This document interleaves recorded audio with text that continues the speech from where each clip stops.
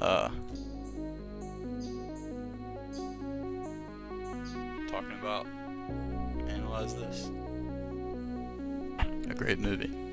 Hello, beloved class and beloved professor.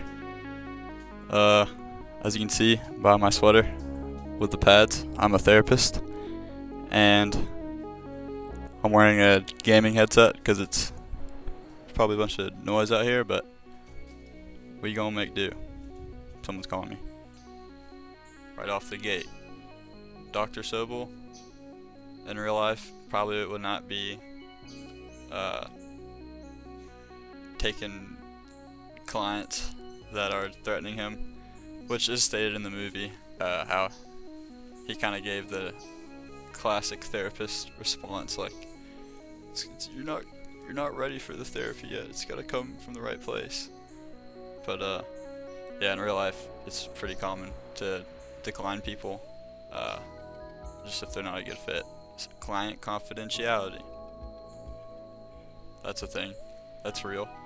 Yeah, Dr. Sobel would completely be in his rights to take Paul Vitti as a client, and unless there's immediate threat to Paul Vitti or others, he actually doesn't have to tell anybody what Paul Vitti's doing, and it's actually a big deal that he doesn't, which is something I like about therapy, is that client confidentiality. Maybe it goes without saying, but maybe it doesn't. But a therapist would never have to legally continue working with a client who's threatening them. That's usually not the basis for therapy. Another part of this movie that I thought was kind of funny, especially as someone who goes to therapy and is pursuing as a career, is the lack of boundaries. Because therapists love boundaries and talking all about them. And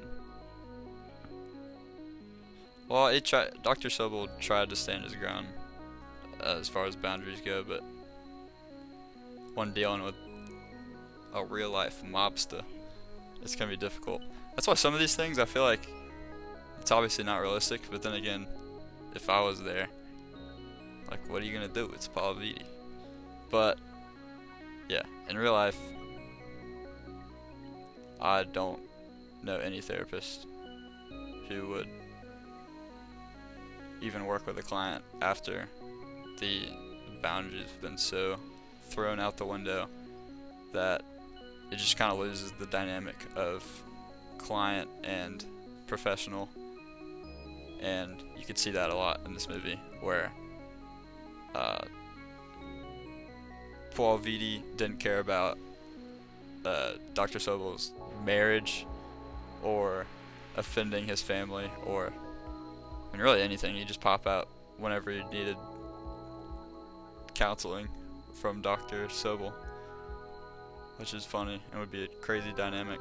So yeah, in the movie, Dr. Sobel is just kind of bound to do whatever Vitti needs from him as a therapist or as a client. But in real life, Dr. Sobel would probably decline, but for the sake of the movie, it made for a good story. So basically, if you are a criminal and you need a therapist,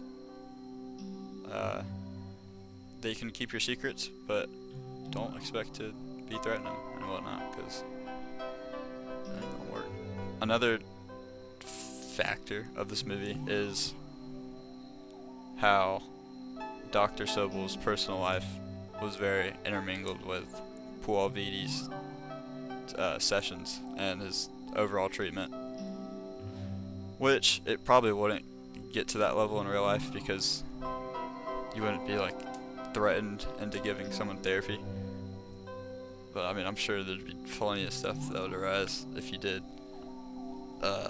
such as personal interest conflicting your work. But yeah, I mean, in reality, or in real life, therapists are trained to separate their own problems from their clients and their career, but it is a prevalent issue, and therapists do just have to sometimes say, all right, I'm not fit to give anybody therapy right now, and they have to resolve their personal issues before helping other people. So, but yeah, those are the therapeutical notes that I took. Yeah, I hope y'all enjoyed the video. I do hope to be a therapist one day, so if you have any other questions about the movie or my thought process about it, or psychology, I guess,